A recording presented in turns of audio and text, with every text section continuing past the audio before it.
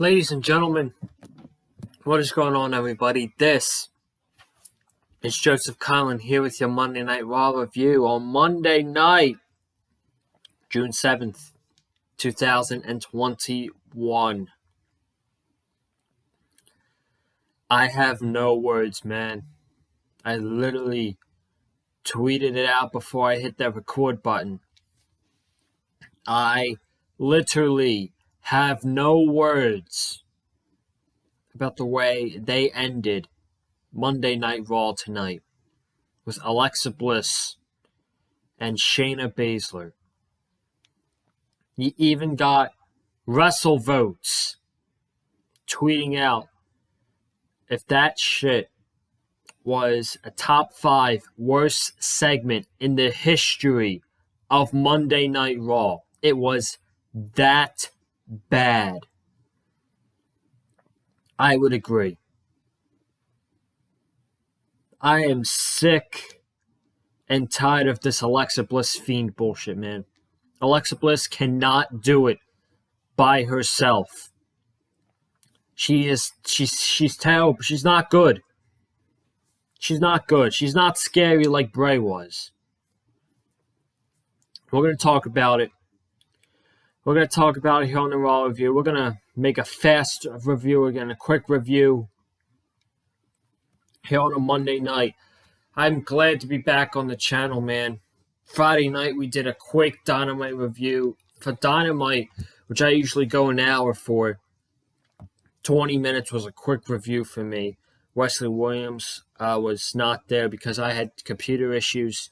So, unfortunately, I couldn't have him on the show Friday night. But we are back at full circle this week, man. We got a big schedule here this week on the Big Fightfield channel. I'm going to talk about that a little bit at the end. But we are back, fresh new week. I hope you guys had a great weekend. I just got home yesterday night from the shore.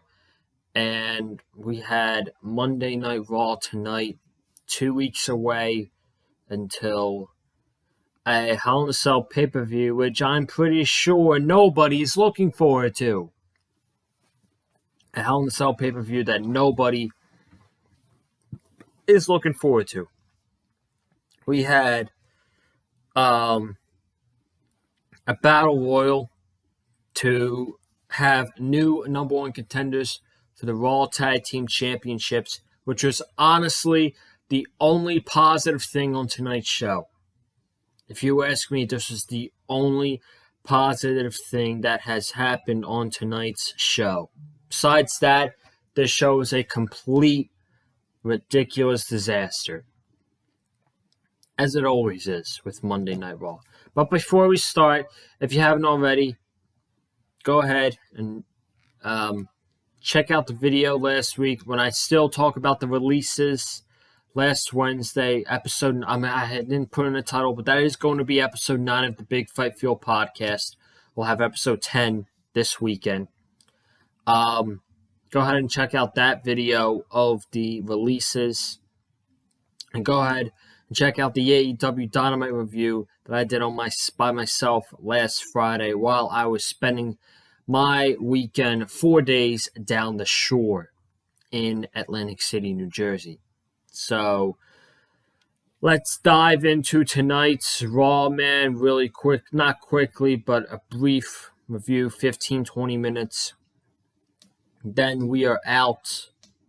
We open up with the Tag Team Battle Royal with the Lucha House Party, Mace and T-Bar. I don't even know why they're called those names anymore, but I guess we're not taking them seriously anymore. Remember when they were in the main event with Drew McIntyre and Braun Strowman, who's not in the company anymore?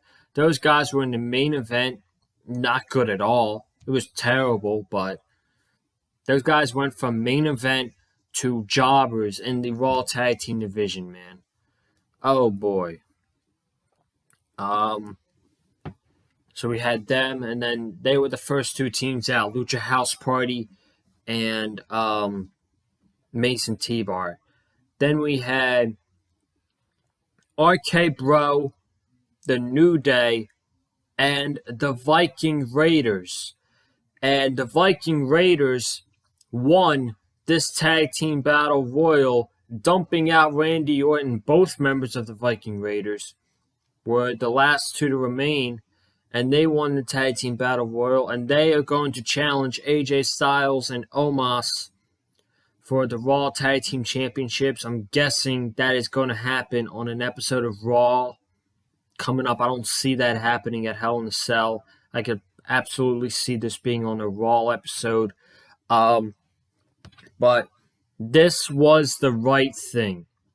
We were supposed to believe that RK Bro, Riddle, and Randy Orton was going to win this match.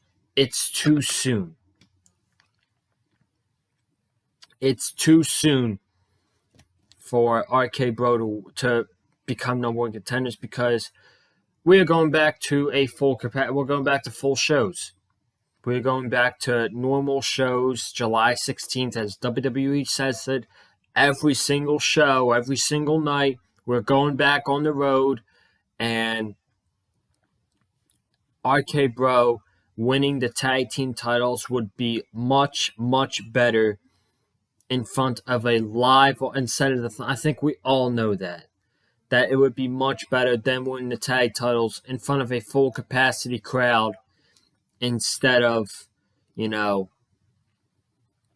Thunderdome. And not any crowd, like a Money in the Bank or even SummerSlam, as SummerSlam is scheduled to take place at Las Vegas Allegiant Stadium, home of the Las Vegas Raiders, on Saturday, April 21st. It's going to be very tough, but I am going to try my best to get myself down there in Las Vegas for SummerSlam. I think we would have a great time. Just like WrestleMania, man. Let's run it back. Let's run it back, and this time let's do it in Vegas. We took over. We invaded Tampa. Now let's have the big fight feel and invade Vegas. We'll talk about that in a later date, but right now we got to talk about this piece of shit show. But yeah, you want to save RK Bro winning the tag team titles for either Money in the Bank or SummerSlam. I would prefer SummerSlam. I prefer you do the change there. You have them beat AJ and Omos, and that would get a big reaction, I think. I really think that would get a big reaction. So the Viking Raiders winning here was actually a good creative decision by Vince and Bruce. I can't believe it, man. I can't believe they actually made a good decision on this show tonight. It was the only good decision. And then it just got downhill from there. Right when they brung out Elias, and he talked about Jackson Riker, and we had a match. I can't believe it, man. WWE is doing a feud between Jackson Riker and Elias, and they are giving Jackson Riker a babyface run on this show. Are they serious? I mean, I just can't. I just can't take that seriously at all, because it's not going to work. It's not going to work having Jackson Riker as a babyface, because everybody hates him from his past history and how hated he is backstage. Nobody likes Jackson Riker. Nobody is going to cheer for Jackson Riker when fans come back. This is stupid. This entire feud is stupid. Elias is yesterday's news. He was over in 2018, and they dropped the ball. They dropped the ball of Elias when everybody loved him, and he wouldn't be on TV. Now they want to put him on TV every single week, and no one gives a shit about him. And we all know about Jackson Riker. No one cares about Jackson Riker, so we're in for a very, very pointless and non-meaningful rivalry. We had next the contract signing with Drew McIntyre and Bobby Lashley. This was a very, standard formulaic contract. I'm not going to go over the promos that they cut because that's just I don't want to waste your guys' time. But they did sign the contract where Bobby Lashley named one stipulation, and then Drew McIntyre named the other stipulation. And Bobby said that this match is going to be Drew McIntyre's last opportunity at the WWE Championship as long as Bobby Lashley's the champion. So that is the half. And then the other one is it's going to be inside Hell in a Cell. So at Hell in a Cell next weekend, it's going to be Drew McIntyre versus Bobby Lashley for the WWE Championship. And if Drew McIntyre loses, he cannot challenge for the championship ever again as long as Bobby Lashley is the WWE Champion. It's too early for a prediction, but I've been saying it for quite a while now, and I feel like everybody is starting to pick up on it.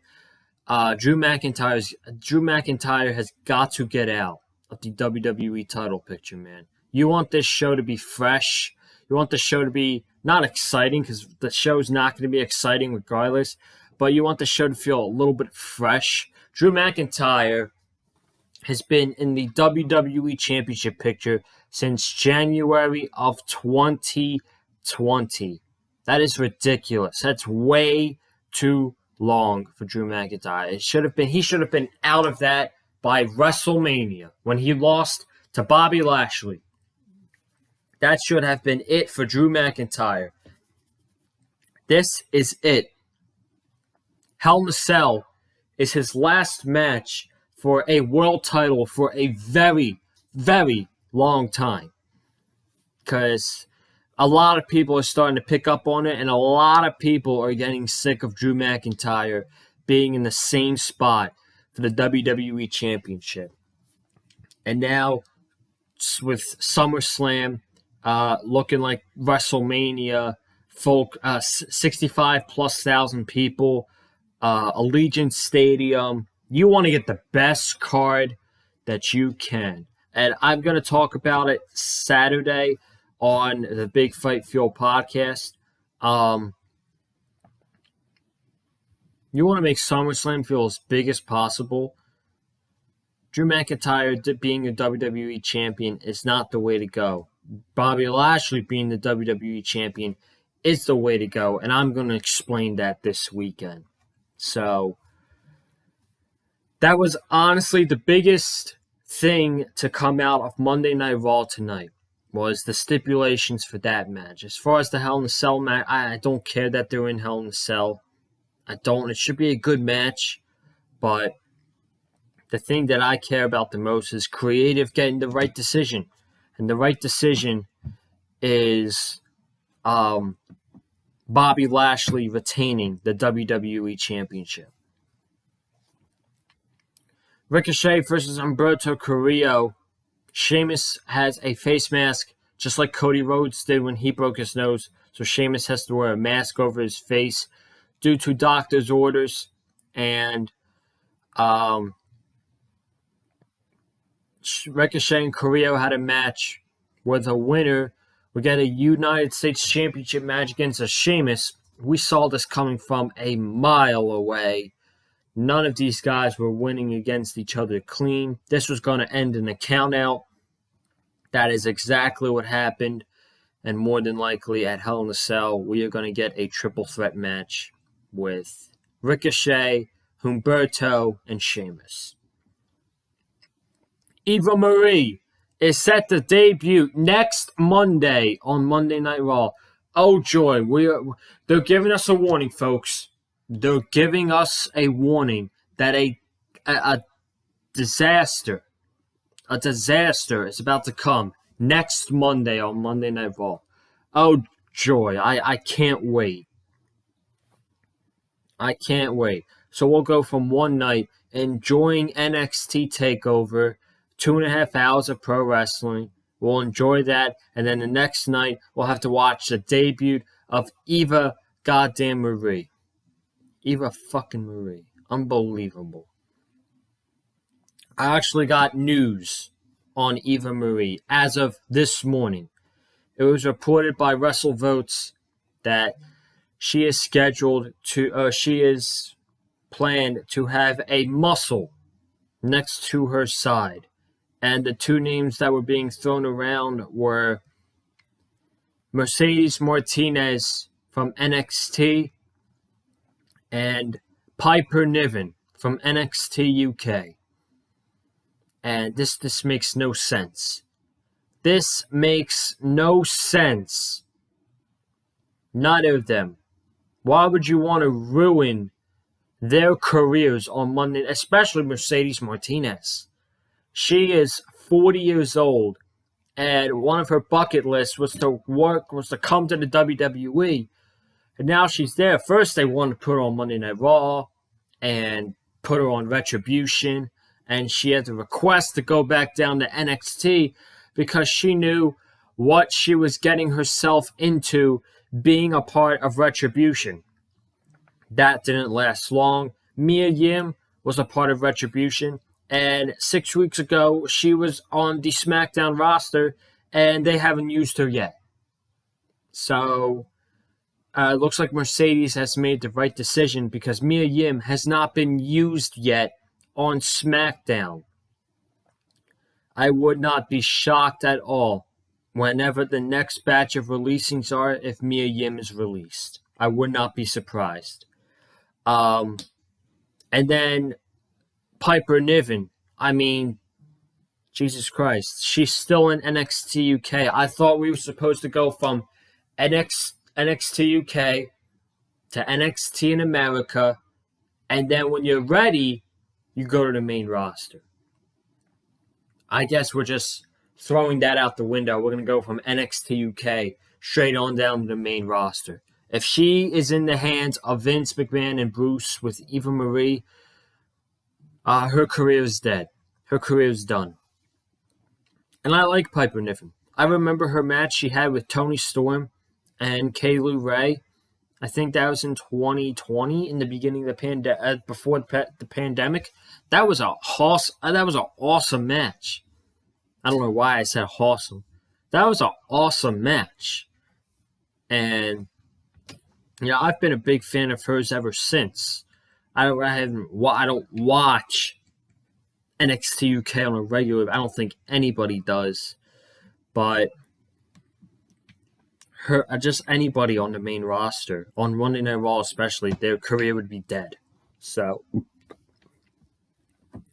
I pray to God that neither of those two women go to Monday Night Raw and even get paired with Eva Marie, because that would be career damage right there.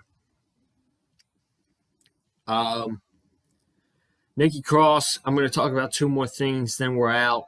Nikki Cross and Asuka defeated Rhea Ripley and Charlotte after Charlotte turned her back on her partner and kicked her in the knee and gave her a natural selection. Then Nikki Cross runs in there and pins the Raw Women's Champion. And they could not have made Rhea Ripley look like a bigger buffoon again. They're ruining her week by week, day by day, match by match. They're ruining Rhea Ripley. So, I don't even know how to explain this. Adam Pearce and Sonya Deville were backstage saying, you two are going to be on the same team tonight. So I was like, oh, here we go again. Here we go again. Can champion and challenger coexist 2 weeks before the oh God, dude. It's the same thing. They did this all WrestleMania season. And now they're back at it again because they have nothing else. They have nothing else. So they're like, oh, let's do, can the champion and the challenger coexist going into the pay-per-view? Good job, Bruce. I love the creativity there, fathead. Good job.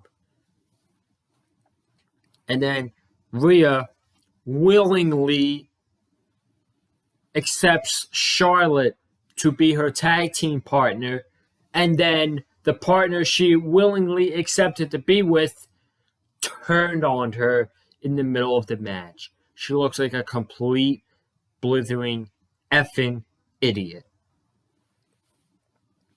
She's absolutely losing the championship to Charlotte, and I hate saying that. It makes me throw up inside my mouth, and I don't want to do that. But what made me throw up inside? Not really, but what wanted to make me throw up inside my mouth was this closing segment. I don't know why you didn't close the show with Bobby Lashley and Drew McIntyre tonight instead of this shit. This was legit. Like I said earlier, like I said at the beginning of the review, this was legit one of the top 5 worst endings to an episode. Top 5 worst endings / segments to an episode of Raw ever. So, how can I even explain this?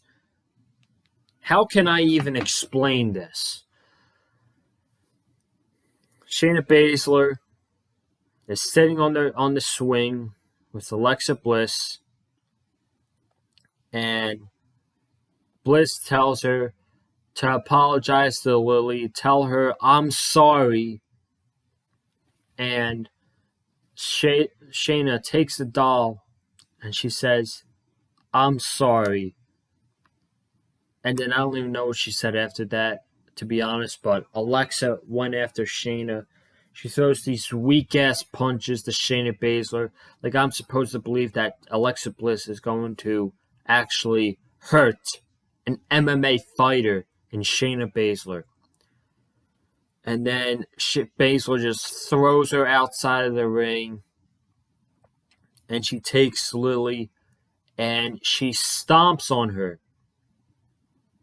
And Bliss has a sad face, and she has this mysterious face, and Shayna Baszler runs up the ramp, and there's fire after fire, and then bunch of fire, and she runs backstage, and the lights are dimming, and stuff's falling, and you have light poles that are falling, and then you have Shayna Baszler in the locker room by herself, where there's a mirror, and I thought someone was going to come up and attack her, but she then looks back, she sees Lily, and she looks back and she's not there, and then she kicks the mirror. This had to be one of the worst segments of Raw history. This was absolutely downright ridiculous to watch. Shayna Baszler, folks, went from being an absolute killer in NXT, the most dominant NXT Women's Champion of all time next to Asuka. She went from people being scared of her to now be her feuding with a... Oh, God. I can't even say it. She's feuding with a fucking doll. Okay? She went from that in NXT to feuding with Lily, the doll, the fake doll owned by Alexa Bliss. And you know eventually that WWE is going to have Shayna Baszler put over Alexa Bliss, little girl Alexa Bliss, defeating an MMA fighter, Shayna Baszler. Yeah, I believe that. I believe that, Vince. I believe that, Bruce. This was terrible. This was one of the worst segments in the history of Monday Night Raw. Can't stress that enough. I am out of here. I'm done talking about this piece of crap show, and I won't even remember it tomorrow. But thank you guys for watching this review. If you have not already, be sure to subscribe to the Big Fight Field channel. We got a great schedule this week, man. We got a lot of content. I will post the remainder of the schedule tomorrow on Twitter. But as for a sneak peek for the next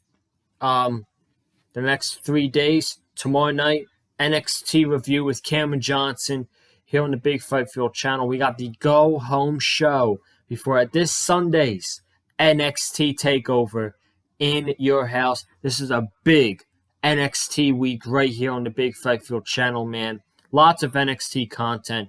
Wednesday, I have nothing so far for Wednesday. I might do a little video. I'll figure something out Wednesday. Not sure yet. Thursday, I'm going to be doing a Thursday. I'm going to have a vlog, a Phillies vlog once again, because Wednesday night I'm going to the Phillies game. Phillies, they are playing the Atlanta Braves. This will be my second game of the 2021 MLB season. So I'm going to go there at Citizens Bank Park and vlog for the Phillies game on Wednesday night. Very, very excited for that. And Thursday, we'll have that up, and you'll have NXT TakeOver in your house. Preview predictions either up Thursday night or Friday afternoon. Still have to figure that one out. But be sure to subscribe for all of that great content coming up. It's going to be a big week for the channel. You're going to want to subscribe. We were just at 410. We lost a subscriber. So let's get to 415.